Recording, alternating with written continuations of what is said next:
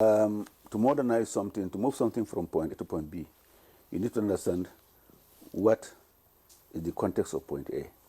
Where are we coming from? Our livestock sector has not had this intense focus since independence until date.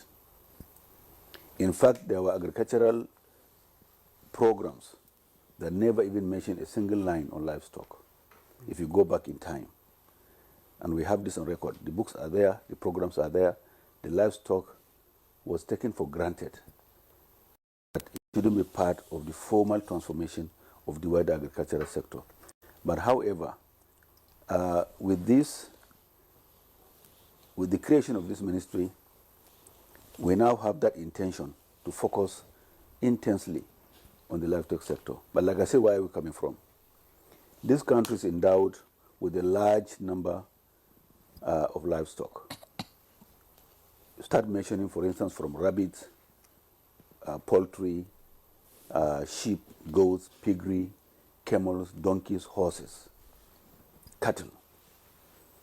The total number of ruminants, when I say ruminants here, I mean cattle, sheep, and goats, and camels.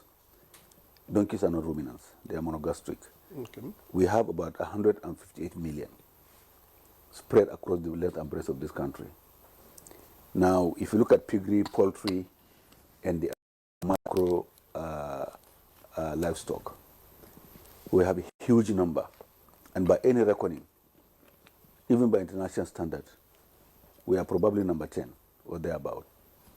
But again, juxtapose this against the other natural endowments, the vast amount of arable land, and I do believe there is no land that is arable. Every land is arable.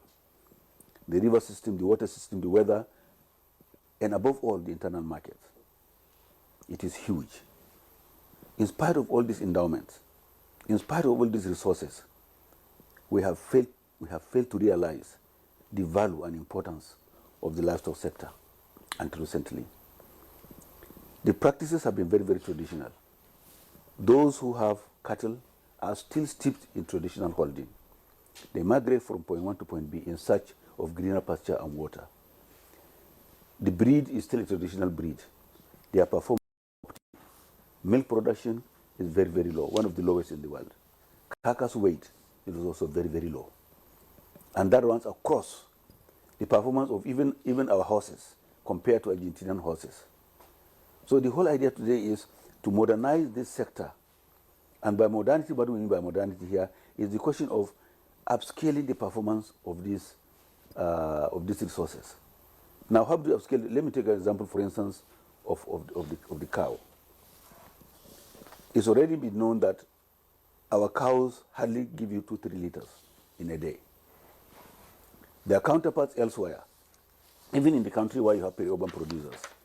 And what I mean by peri-urban producers, there are those ranchers and other dairy farm operators who have upgraded their cattle or acquired exotic breeds, whose performance today is in contrast to our own local breed.